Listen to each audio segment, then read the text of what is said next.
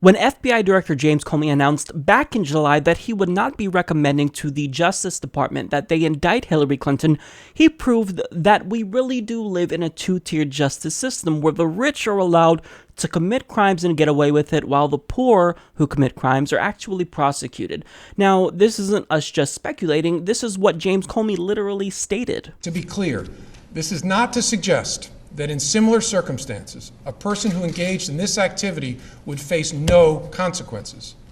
To the contrary, those individuals are often subject to security or administrative sanctions, but that's not what we're deciding now. Now, with the release of John Podesta's emails by WikiLeaks, more and more, we are proven to be right. So according to Politico, in May of 2015, Assistant Attorney General Peter Kadzik emailed Clinton campaign chairman John Podesta to tell him about potential developments at an impending congressional hearing, as well as about a new development in a Freedom of Information Act lawsuit for the emails Clinton turned over to the State Department from her private account. In an email from Kadzik's personal account titled "Heads Up," he wrote, "There was a House Judiciary Committee oversight hearing today where the head of our civil division will testify, likely to get questions on State Department emails. Another filing in the FOIA case went in last night or will go in this AM that indicates it will be a while, 2016, before the State Department posts the emails." Podesta forwarded the email to a cadre of top Clinton aides, adding additional chances for mischief.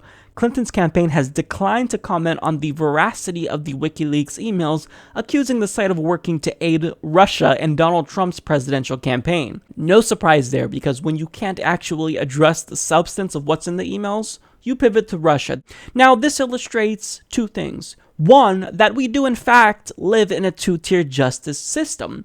And second, it illustrates that Hillary Clinton really is the ultimate government insider, because people at the Department of Justice are supposed to hold her and other corrupt government officials, Democrat or Republican, accountable, not collude with them. But by giving them a, quote, heads up, you're tipping them off so that way they can prepare, and therefore she's not getting a fair shake like other Americans would. When Brian Nishimura, who did not intend to send or receive classified information but was prosecuted for doing so anyway, was found guilty, do you think anyone at the Department of Justice tipped him off? Do you think he was given a heads up?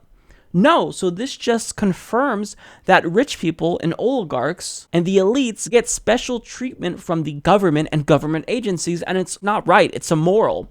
If you live in a democracy, the elites are supposed to be held to the same standard, but we know that in America that's not the case. So to those of us like myself who thought that it would be likely that Hillary Clinton would be indicted and that the FBI would recommend an indictment to the Department of Justice, you can't call us crazy for thinking that, because we still had a shred of faith in the system. But now it's very, very clear that if you're an elite, if you're a Republican or Democrat, so long as you're rich, so long as you're part of the political establishment, you may see this partisan bickering from time to time, but they're going to look out for you. If you're one of them, Republican or Democrat, if you're rich, you're on the side of the establishment, you're going to get away scot-free with whatever you want. So it's just sad, because it shows that if we really do get someone that's overtly corrupt, that's brazenly corrupt, that does what they want, that turns our democracy into a laughingstock across the world, then they're not going to be held accountable. So when you have that, you don't have a democracy. You have oligarchy.